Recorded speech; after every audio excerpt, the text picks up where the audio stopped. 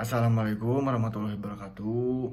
Perkenalkan, nama saya Vito Alberti Arawan dengan NPM 251000351. Di sini saya akan mempresentasikan topik Pancasila sebagai dasar negara. Pertama-tama, ada inti makna. Pancasila berkedudukan sebagai dasar falsafah negara. Artinya, Pancasila dipakai sebagai dasar mengatur penyelenggaraan bernegara di Indonesia. Kedua, kedudukan normatif. Pancasila merupakan norma tertinggi, norma pertama cita hukum, dan unsur pokok kaidah negara fundamental.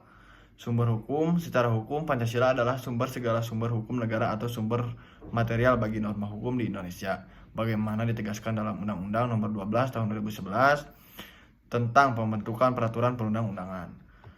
Kedua, hubungan dengan Undang-Undang Dasar 1945. Pembukaan Undang-Undang 1945 adalah sumber tertib hukum tertinggi di Indonesia. Kedua, alinea keempat, pembukaan secara eksplisit mencantumkan Pancasila sebagai dasar filsafat negara.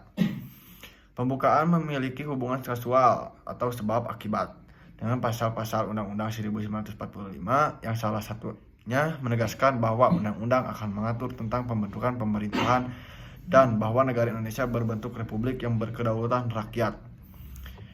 Hierarki penjabaran atau konkretisasi. Nilai Pancasila ada di tataran abstrak atau universal, tercantum di pembukaan Undang-Undang 1945. Nilai ini kemudian menjadi pedoman penyelenggaraan negara yang bersifat umum kolektif atau tercantum di batang tubuh Undang-Undang 1945 pasal-pasal. Selanjutnya dijabarkan menjadi petunjuk kebijakan yang bersifat khusus konkret terdapat pada Undang-Undang, Peraturan Pemerintah, Peraturan Presiden. Ketiga, penjabaran dalam pasal-pasal Undang-Undang 1945. Pancasila sebagai dasar stat fundamental norm dijabarkan atau terkonkretisasi dalam pasal-pasal Undang-Undang 1945. Pertama, sila ke-1, ketuhanan yang Maha Esa. Dalam penjabaran dalam Undang-Undang 1945, negara berdasarkan ketuhanan yang Maha Esa dan menjamin kemerdekaan beribadah. Sumpah jabatan didasarkan pada agama. Contoh pasal 29, pasal 9. Lalu di sila kedua, kemanusiaan yang adil dan beradab.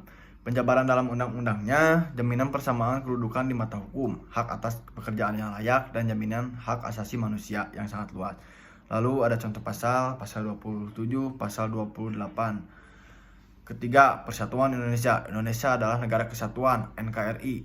Prinsip otonomi daerah untuk persatuan. Contoh pasalnya pasal 1 ayat 1 pasal 18. Sila keempat, kerakyatan yang dipimpin oleh hikmat kebijaksanaan dalam permusyawaratan perwakilan. Kedaulatan berada di tangan rakyat. Mekanisme perwakilan dan permusyawaratan di MPR atau DPR. Penyelenggaraan pemilihan umum atau pemilu yang luber di jurdil. Pasal 1 ayat 2, pasal 2, pasal 22E. Kelima, keadilan sosial bagi seluruh rakyat Indonesia atau keadilan sosial.